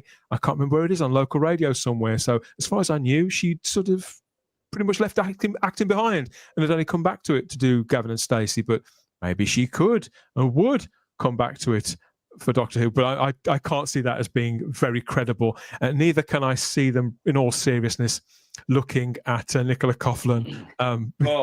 She was terrible in the Christmas special, Joy to the World. I'm not sure it was entirely her fault, but she wasn't really aware what kind of show she was in my view. I know she's been good in other things. I can't imagine her being remotely right to play the Doctor. Anybody disagree? I mean, am I missing something there? No. I'd love a Welsh Doctor, obviously. My choice would be Iwan Rheon. But I don't think Joanna... I agree with that. I'd co-sign that. Yeah, Joanna Page is not the right one. And I think the one that you have left is the most sticking point and seems to be the favourite. So I've got 2 left. Oh, there's 2. There's 2. There's 2 left. I was going to say, Dan, please tell me that Miriam Margolyes was at the BAFTAs that day. I'd watch that. I am rooting for this. My son has worked with Miriam Margolyes, and I'll have to tell you the story about that. So Nicola Coughlan, not too keen on that. And is she very popular in the live chat? You lot shouldn't even be entertaining the idea, says Nigel. David, thank you, Nigel. Good to see you there. And not a chance, says Kess the Drone. Welsh, says Ian Scales. We've got who next? Jeanette Cranky. No, a slightly better prospect. Luke mentioned her earlier on. Rose Ayling-Ellis is also there on this list. She was at the BAFTAs. I thought she was incredible in The Well. I'd never seen her act before. I haven't seen EastEnders for years. So this was my first watching of any of her work. I thought she was great. I'm tempted to look at that show. I think she's on Amazon soon. She's got a new thriller starting. I might give that a go. I did. I think she was very impressive. So I can't say whether she'd be right to play the Doctor or not.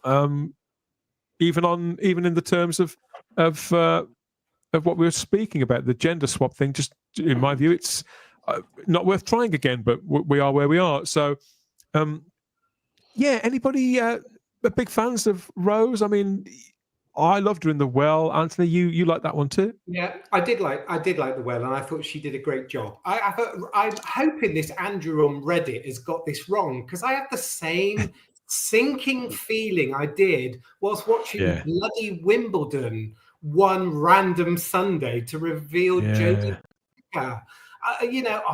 I like you, Dan. I see the Doctor as a male character, and these line of these actresses, and they are phenomenal. Motherland, Line of Duty, all of the things that we've mentioned, they are great actresses. I just don't see them as the Doctor. And also, I don't see them as the Doctor for the legions of children that I think have been left behind in the last couple of years. I battle on about this as a Doctor Who collector, as a toy collector. There is very little product about the Shooty Doctor and Ruby. There's two toys. There's no protagonist. There's no monsters. This is clearly not being aimed at children. And I feel as though the children have been left behind. And I think when I see those actresses, I think the kids are left behind again. I don't know why I think that. I've never pulled any punches on this topic. The reason why the children have been left behind, the reason why Doctor Who has died as a brand, as something that's merchandise credible, and has lost so many of those licenses that reach the general public. It's one thing to have the Titan Comics, Big Finish, all that stuff. It's worth something, but the reason why it's lost everything else is because they were stupid enough to gender swap gimmick the Doctor. Yeah. It was a stupid idea. There was pressure on them to do it, and I understand that. They should have had the fortitude to resist. They should have recognized what they'd got. To do it again now would be fucking insane and very, very reckless, and would absolutely finish off the show. That's my view. People in the live chat, I agree. There's a direct line between all of those things. That being said, some of these actresses, they're good actresses, so I feel that they're better. They're a lot more. Well, some of them. I had that feeling of dread with Jodie Whittaker, and I'd liked her in other things, but there's a couple of people here, Anna Maxwell Martin in particular, I feel would at least wouldn't be out of her depth playing a part like that. It wouldn't work, but she wouldn't be out of her depth. No. Who's the last name on the list then, Dan? I'm excited. Is there one more? This is where things get... so if given the fact that gender swapping the Doctor back to being a woman would be incredibly reckless and would disenfranchise people even more, if you want a way to annoy the dedicated hardcore people who would stay through it through thick and thin, they could cast Billie Piper as the Doctor, and this is who you meant earlier on. Yes, Billie was there. And I can't believe I'm saying this, but apparently, obviously Billie Piper is a Doctor Who legend, iconic as Rose Tyler. Casting her as the Doctor would be incredibly foolish on a number of levels. They just about got away with it with her playing the moment, because she's a great actress and she can become all these different characters. And that was a long time ago. She's evolved as an actress, I accept, but casting her as the Doctor to follow in this lineage at conflict with the character that we recognise her in from a time when Doctor Who couldn't have been more popular. It would be ridiculous. They wouldn't do it, would they, Charlotte? To be fair, that was I was looking at the list because people sent me it, and when I saw that, I was like, that's too fan cast. That's like, as in, like, it's such a fan thing of let's get an ex-companion to play the Doctor now. And to be fair, I have got this sort of feeling about my one hang-up about pretty much all these actresses is the fact that they have been in Doctor Who before. Like Capaldi, you could get away with it because he was sort of, yes, he had a big part in that Pompeii episode, but it was a historical part. It was very clearly he was playing a character. So I could easily sort of go, all right, he's the Doctor now. And because he's such a good actor, he could pull it off. Yeah. And I think some of these actresses, I would just see who they'd been previously. As much as I like Saran Jones, I adore her as in The Doctor's Wife. So I would have to stop myself from thinking, that thing of, it's no, it's not the TARDIS. No, she's playing the Doctor now. I think this idea of sort of, like we spoke about the Tennant rumour when that was flying around about him being the Doctor again for a bit. I sort of think, have we really run out of actors and actresses now? That's how I feel. If we have to go back to faces we've already had in the show. Is there no fresh talent at all then in Britain? You're telling me? There are people coming forward with other sources, alternatively to the Reddit rumour. One person I spoke to on the phone earlier on, completely independently of this, who did say that there's a certain amount of credibility behind this.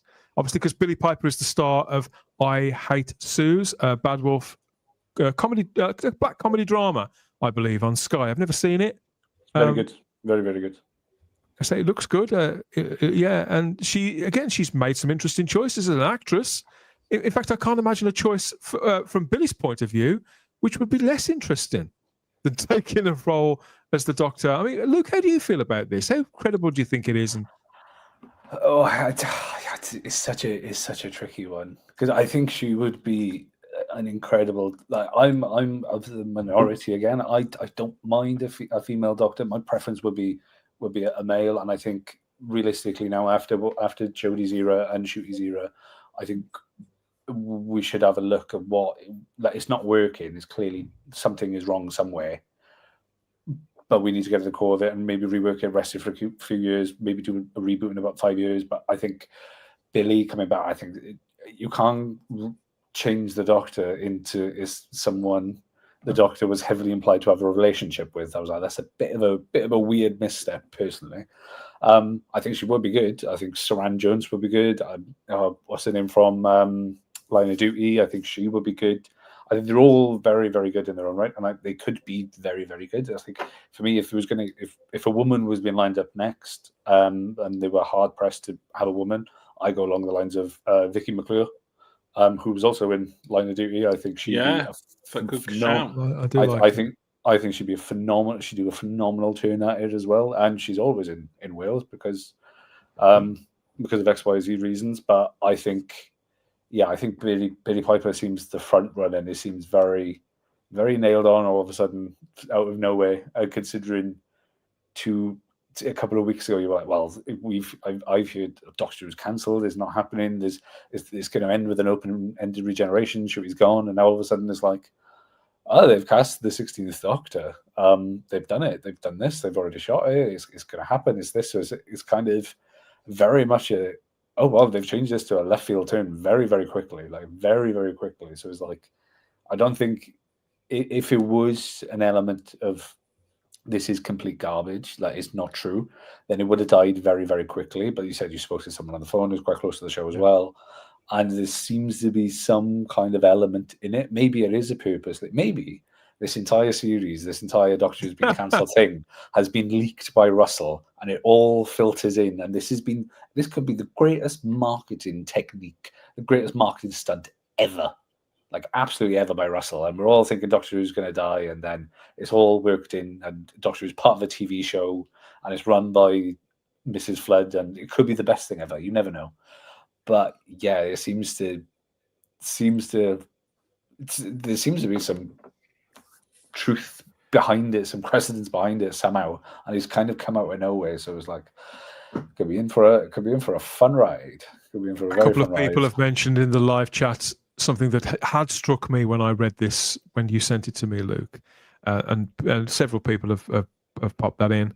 And Anthony, you're probably pretty well placed to answer this in your capacity in the past with the Appreciation Society and with the media, because taking a few steps back, it seems to me that this story and this list, that Andrew, the Phantom Reddit user with his track record, taking him at face value, he obviously believes what he believes, and he's published it.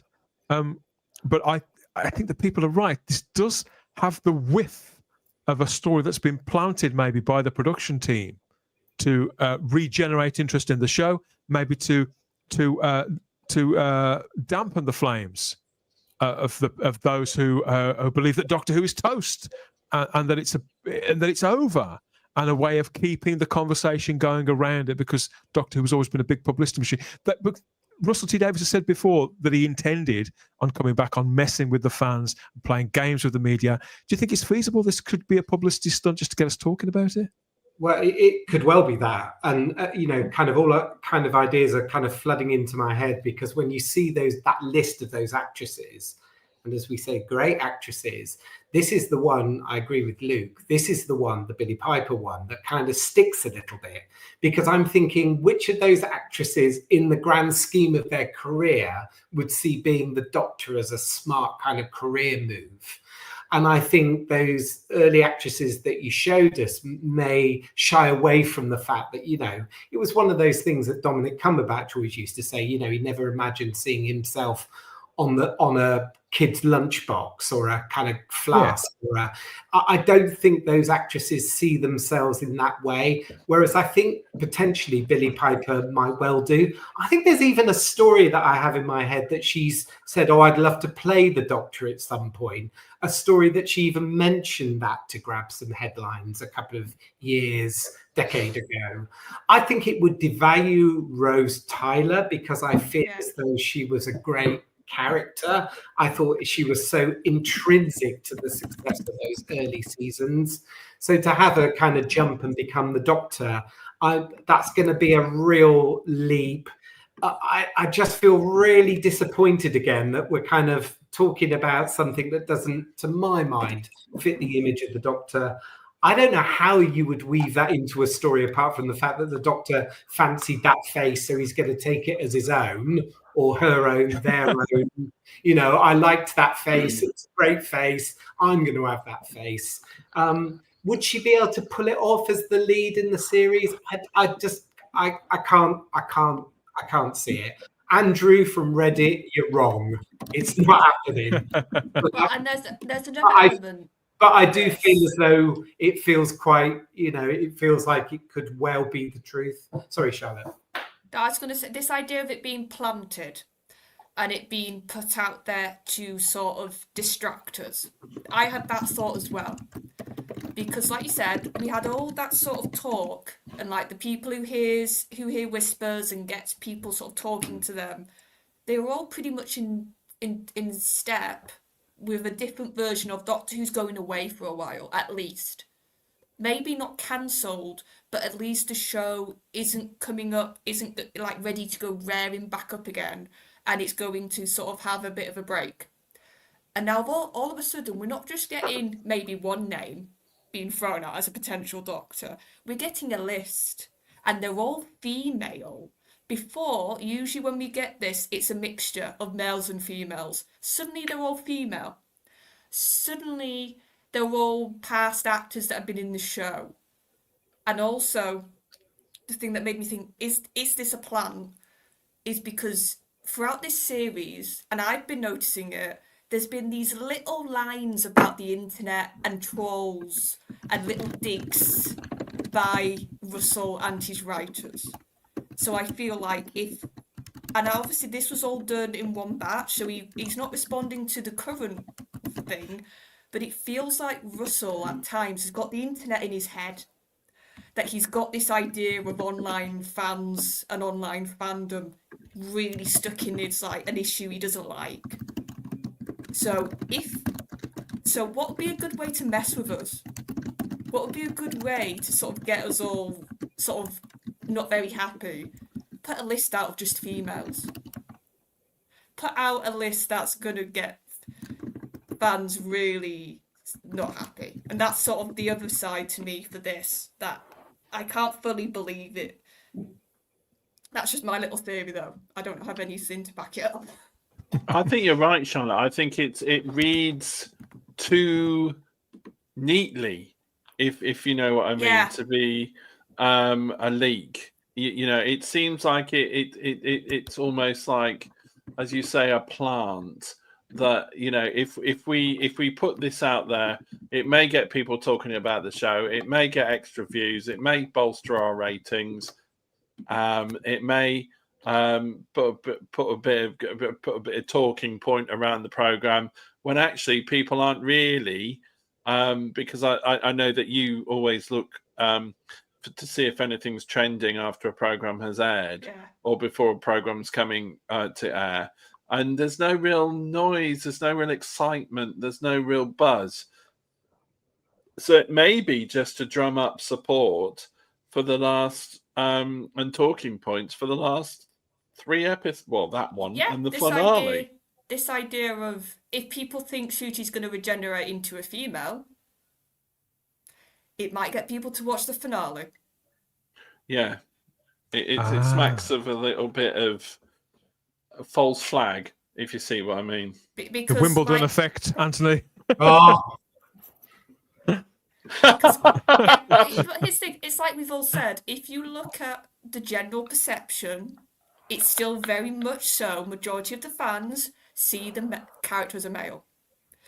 We spoke about this weeks ago when they had that YouGov poll, that they hadn't suddenly got an onslaught of female fans like they all thought was going to happen. It's still mainly male and over 40. I can't remember the exact age off my head. So it's still that older male demographic, which I think majority probably would like it to stay male. I don't think the age is as much of an issue. I think it's just the male aspect. It'd be a kamikaze move to cast another chick in this role. It would. It's that simple. We've got I mean, people in the live chat are kind of rolling with the fun of this. Gary Akers says, "Luke, I didn't get picked as the new Pope, so he should be the new master." So he's throwing his hat in the ring for another role altogether. When I say pick Gary Akers, I mean, this all reads so unimaginative.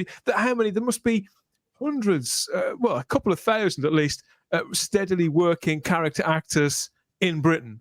It's one thing to keep going back to people who are dependable talent, who were in it for 40 minutes and have gone on to do better things, and now they've built up this. But to keep potentially going back to somebody who was there for a number of years and who's already associated so strongly with the show, I don't know. I think that's the case with a couple of these picks. Again, it's all to be taken with. How much salt? How many pinches of salt would you take this with?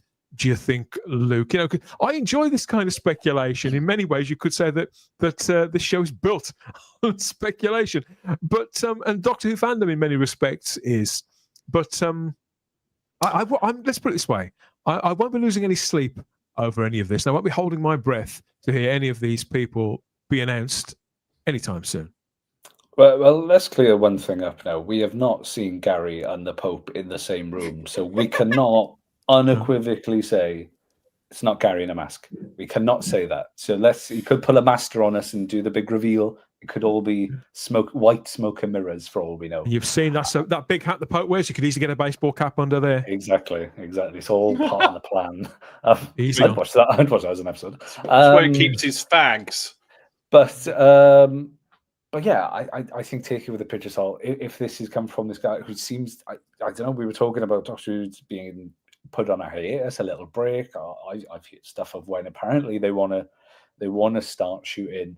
I've heard that. I don't know if yeah, it seems a bit weird when we're talking about Doctor Who. It's been binned off for a while, I've been resting, and then all of a sudden it's coming back, and then we've got a female. Look, don't get me wrong, I think Billy Piper or Saran Jones for me. If they cast it, I would be intrigued to watch it. And I know Russell did have Rose Tyler, Defender of the Earth, the spin-off written ages ago, so maybe he's got the scripts written, and that can just be and that could just be series 3. Yeah, there we go, and it's all set on Earth, and we get a retread of season 7 where the Doctor's marooned on Earth, and you never know, and working with Torchwood. Yeah, I'm so conscious of the fact. I'm so conscious of the fact, you see, Luke, that even though there seems to have been so little Doctor Who actually made in the last 7-8 years, and it's slipped so far out of relevance, what there has been screened and the things that people have seen, the general public have seen, they've either been completely turned off by it on a kind of tonal or creative level, or it's gone over their heads, it's gone past them. It just hasn't worked for them. It seemed like a mess and completely incomprehensible and all these things. And so to sort of pull the time to pull further stunts with Doctor Who, that's not now, you know? No, and I think that's a wider conversation to be have as well, in terms of why so little Doctor Who is getting made. And I think because of the advent of like high-end TV now, and everything is Game of Thrones coming out, and Stranger Things, and how they look and how they're perceived, and how the BBC want Doctor Who to be at that level. Where if you look back when Tennant was around and Smith, and it was predominantly shot on like zoom lenses, and it was very quick, and you know, you could shoot 14 episodes in 9 months, and that was still taxing, but you know, it was a job and it was there. And I think now they're trying to do too much and too little at the same time, and they're trying to. Doctor Who's lost its appeal, and now it's trying to be too much like a Disney show, and it's kind of failing because it doesn't really look like it's having, like, don't forget this is a Band 4 drama, so it's having 8 million plus an episode spent on it, and you don't really see that money on screen when you see an episode all set in a barbershop. I enjoyed it, but it's like this is more than a feature film at some points. You know, this should be big and sprawling, and I think Doctor Who's missing his charm, and I think they need to go back to basics, see what works. And I think they just need to, they need to have a little rest for a bit. Need to see if, I know BBC want it to be this big, glossy, look at our flagship show, but I don't think that's what people want anymore. I think they want the Doctor Who to have that British charm, not the American that's slowly breathing through of the high-end TV. I think if everything's going to be high-end TV, then how long is it before we wait 2 years, 3 years, 4 years for a season? It's like, look at Stranger Things. Stranger Things has done five seasons over 10 years, really. It's like, good point. It's like, you know, I think it needs to have a serious step back and properly just go back to basics and see what works well, what doesn't. Let's just reset for now. It's the old cherry and sorry, Charlotte. It's the old cherry and the cake adage. They're so concerned about the cherry on top of the cake that they've actually forgotten about the cake. And if you don't have a cake to put the cherry on top of, you've got nothing. Sorry, Charlotte. Yeah, I was going to say, and I think if the last 2 eras have proved anything, if you don't have a lead that the fans and the wider public can grab or hold of and connect to, this show dies, because we've had a complete and utter terrible miscast with Jodie, somebody who never should have been given this role, in my opinion. And then you've got Ncuti, that the more I see of him, my sort of opinion is he's been given the role when he's not ready yet. He needed some more years doing other parts and getting a bit more experience, and then maybe he could have handled this. But at the moment, you can see an actor struggling, an actor who's just trying to grasp this character. And some of it isn't all his fault, but I think he's not quite there yet, and he shouldn't have been given the role yet. So you've had that, your 2 leads with those issues. We can't have another actor fail in this role. So you need to have somebody who's not a possible stunt again. That's not a possible, let's get them because we think they're good. No, you need somebody that's going to actually get this show back to being talked about for the right reasons. And that's what needs to be the priority for the casting next. And that's just what I'm hoping that other people, not Russell, because I don't trust him now, can sort of pick for our next Doctor. Yeah, I would agree, Charlotte. And I think I've just seen a comment from Stephen Braddock come up in the chat. You know, for me and Doctor Who, it's kind of, where have the scares gone? Where have the monsters gone? Where are those things that were traditionally Doctor Who that kind of made me a fan? The The scares, story. you know, those kind of things, David, isn't it? The story, Yeah. the scares, the thrills, the monsters. And I think we've moved so far away from that. I happen to think that, you know, potentially Ncuti in a darker, scarier, monster-driven Doctor Who with the right words probably would have been all right. Tom Baker said this part was always actor-proof. It was based on the well, based on the evidence of the well, Anthony. I'm not saying he would have been the best Doctor ever, but that wasn't too far away from that.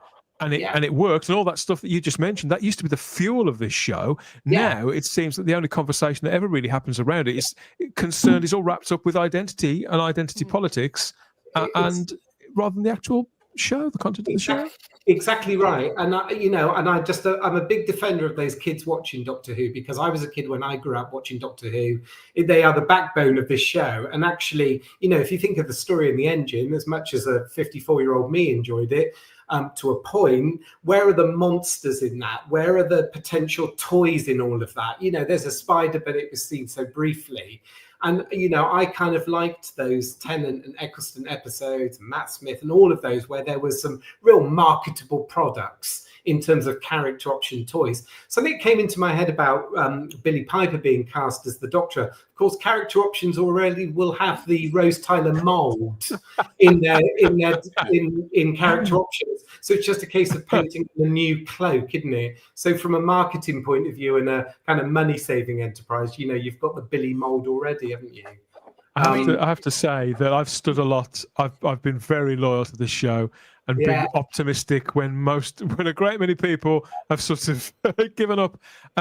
If they did cast Billie Piper as the Doctor, and I can't believe I'm saying that out loud, I think that would have to be it for me. In all seriousness, I wouldn't be able. I don't think I'd be able to invest. It's like, okay, do things really matter? You know, yes, it's make believe. Yes, it's fantasy. Yes, anything can happen. But really, if it's this out of ideas, if the landscape of talent is really this barren, then I don't think I want to be seen to be supporting or even contributing. I just don't think I'd want that show in my life anymore. That would probably be it for me, I think. Here's what sorry, Dave, you go. Sorry. Well, I was just wanted to come back just quickly on what Anthony said about Ncuti Gatwa not be, and yourself, Charlotte, not being ready for the role. My daughter Rosie, who's 19, she loves Black Mirror. She loves Stranger Things. She loves those style of programs. She thinks that Ncuti Gatwa is totally inappropriately cast for the role. She loved him in Sex Education. She loved him in Barbie. But she said, he is not the Doctor. He hasn't got the range to be the Doctor. Now, Rosie's in that target audience that Russell so wants and is desperate for. My son is also 16 and in that target audience. He thinks it's the biggest load of shit he's ever seen. Okay. But Rosie was saying, so she's into that. In fact, loves Marvel. I'm more of a norm than she is, if you see what I mean. So she loves all that stuff, but she says, I'm not going to watch Doctor Who with somebody I can't invest in and believe fits the main character. Oh, that's the thing. He a lot of the time he's the weak aspect of an episode. There's no denying that. I just think the more like this series, for example, when the script is written, when they're actually paying more attention to what works with Ncuti as an actor, when he's allowed to sort of quiet himself down and control himself a bit more, I can see maybe if this guy had 5 more years in the industry and that was the point he was coming in with this role, he would be better. But here's the other thing that I just find crazy, that we're not even at the finale yet. And they're already, I know another part, I don't know if it's part of this Reddit rumor, but it was, I heard like this, and apparently that one of the big papers in the UK is basically sitting on who the Doctor is. Yep. And I'm just like, I know this series is bad for leaks, but if a paper 3 weeks out from your finale has possibly got your new cast in, how's that's ridiculous. Like, how's a paper already possibly got hold of this? Tell you what, though, imagine that multi-Doctor episode in, like, because inevitably there will, if Billie Piper got cast and she rocks up with Tennant, that would be the most bizarre multi-Doctor episode ever. Gee, that would just be. That's Sapphire It's and funny you should Steel. say that. Yeah, we've got to take a few more comments before we wrap up. Tony Patterson is in the live chat. Hi, Tony, and says there's been too many regular multi-Doctor stories since Twice Upon a Time, and it's no longer an event to look out for. I agree. I think there's been too much regeneration effects used in a very kind of disposable way as well. All manner of things have kind of cheapened the show. Some of its crown jewels, really. I think Russell and Chibnall and Stephen Moffat, to some extent, use them far too freely. I think it has cost the show. Woodhouse122 says the only merch that sells these days is for the classic era. Well, it's the only merchandise you can get for the most part. You have to send away for even for books now. Unknown says Billie Piper, Jenna Louise Coleman, or Tiana Miller as the Rose novelization incarnation. Okay, so I've read that book as well. There's a female Doctor running around with a samurai sword for some reason in parts of the Rose novelization. I don't know what they were. The Matrix Lord says that might be it for me as well. And Lance Uppercut says it's bad enough that the fans have bailed, but if we have stories that the general public have no interest in or understand, you're in big trouble. Well, I hate to say it, that's what's happened. JFO says I can see them panicking again and bringing back David Tennant or Matt Smith just to get viewers. Bring back Matt Smith, for heaven's sake. Even though I loved Capaldi, I'd be happy if Matt Smith had that Bobby Ewing moment, waking up in the shower or whatever else. That would be pretty good. I'll tell you something later. Stephen Braddock says that Billie Piper would be the ultimate evidence that Doctor Who has run out of ideas. And this is no slight on Billie. The work that she's done since in those intervening years, it's admirable. She's a great actress. She's good at what she does, and she makes interesting choices all the time. But no, I don't get it. Howdy, folks. Says Gav B. Hi, Gav. You all right, mate? It's a cool thumbnail. End, mate. Yeah, I'm trying to work out what it is. Is it somebody in Lederhosen? Or is it, it's a Seventh Doctor-esque TARDIS jump. That's cool. Very nice. Peter Harrington says that 8 weeks is not an investment, and then have to wait 12 to 18 months for your next slot. Yeah, for your next fix, they can't grow an audience like that. Again, this is a conversation we've had several times. Dom goes says, I'm afraid there's nothing to save the show, guys. Yeah, we again, these are conversations that we've already had. So this is obviously new. I won't say information. These are new rumors. This is just purely rumor and speculation here. But yes, some people seem to be putting it in quite the holding it to such a greater credibility. We can't really ignore it. I thought Gatwa was Hollywood bound, says Lee Smith. As I understand it, he very much is once he's done in that tour. I think he's in a play for about 3 or 4 months, and then he's off to make a movie. I don't know if that's in Hollywood, actually, but he's definitely making a film later on in the year. Bring back Matt, says Stephen Braddock. I think there's not many people that would disagree. With that. But again, there's a wealth of British character actors that have never played Doctor Who ever. I'm sure we could get some of them would be very, very keen to take the role. Let us know what you think of all of this. Obviously, what on earth have we been going on about? Well, there's Captain Poppy, could be Doctor Junior Poppy, Doctor Poppy, Doctor Poppy. All manner of That's other her name. things.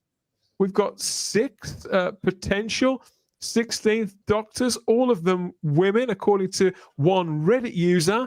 So just a wealth of absolute lunacy for us to speculate on. If you are as bored with the episodes of All New Doctor Who that are airing at the moment as many people seem to be landing on all of this, obviously what this means for Ncuti Gatwa's Doctor, it's not even an open secret anymore, is it? It's everybody's pretty much accepted the fact that this is about to be they're closing the door on another era, and there's so much uncertainty out there.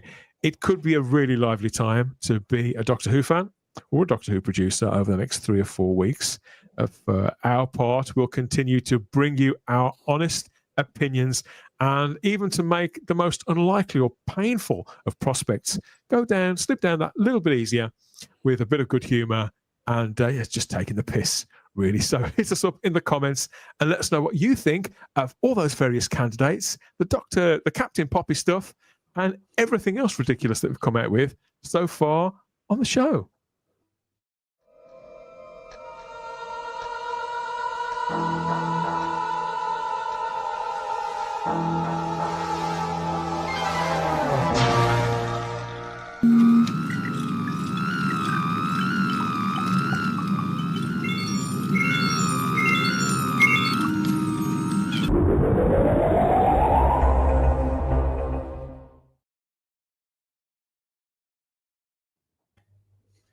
We made it. We made it through it all, everybody, and another Type 40 live. Thank you, everybody who's dropped those comments and got involved.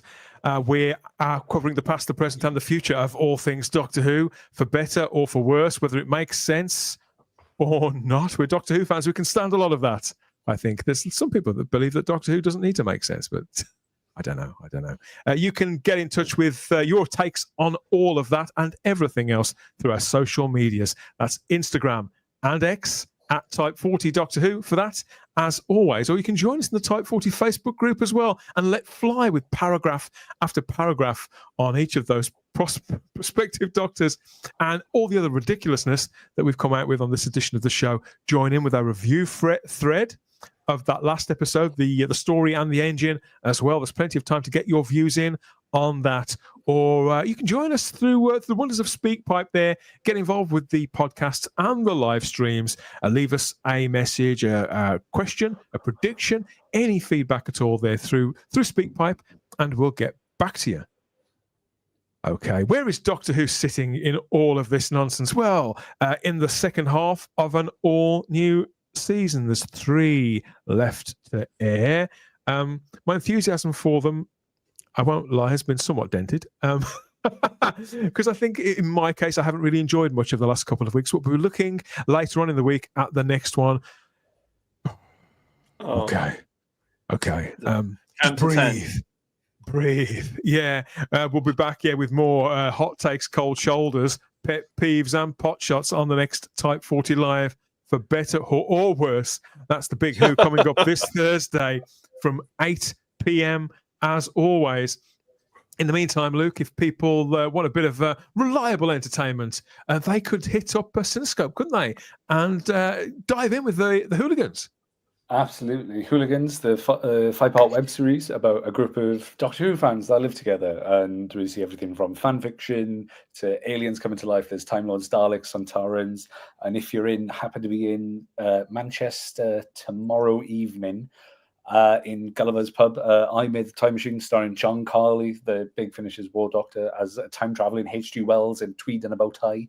We'll be playing there tomorrow night at 7 p.m. Or back in South Wales in Brecon Beacons, or Bainaberchaniog, as they're now called. The Time Machine will be landing in South Wales on Saturday, I think, at around about the same time Doctor Who's on, so I'll be missing it because I'll be watching that. So yeah, the Time Machine is up and around. Hooligans is there. I Made All the Worlds is there. So yes, please do get involved, go see it, and yeah, have a bit of fun. Just enjoy it. They'll laugh. We enjoy what we do, and if you don't like it, well, you're wrong. So there you go. Yeah, have a bit of fun. We'll be having fun running around this place for the next 2 or 3 days. Charlotte, we're back again on Thursday for another Type 40 Live, the Big Who for Thursday. I'm not quite sure whether I'm still trying to take in all of that. It's quite a lot, isn't it, as you say, before the season's over. But we've only got another 3 weeks to go. Thank you for your company again, for all of your instincts about this, because some of it is it's hard to keep a straight face, isn't it, Charlotte? But you've done brilliantly. Thank you. I think after the last couple of years, we've had to adapt to crazy, and I feel like we're sort of sort of all right now at dealing with it. We're getting there. We're getting there. Great to have you back too, Anthony. You're back next week as well? Yes, please, if you'll have me. I'm just sitting here, Dan. I'm just thinking to myself, I wonder when the next Blu-ray collection box set will be announced. I know. Yeah, absolutely. Yes. That Must will be make soon. That will make me very happy. So Yes. there's elements of tonight's show that's made me really excited and also very worried and anxious, all in the same breath. So I'm going to put my energies behind the Blu-ray box set collection. That's what we need. Or Ewan Eden is playing classic Doctor Who, so there we go. We've got Ewan Eden kicking around, so yeah, there's another outlet for you and anyone else. It's not all bad news after all, is it? Yeah, it's great to have you back, Anthony. And thanks for your company as well there, David. And more witticisms. We'll have to bring the balance with the stats another time because we are out of time. But I know that there's always another stat, one after another, after another.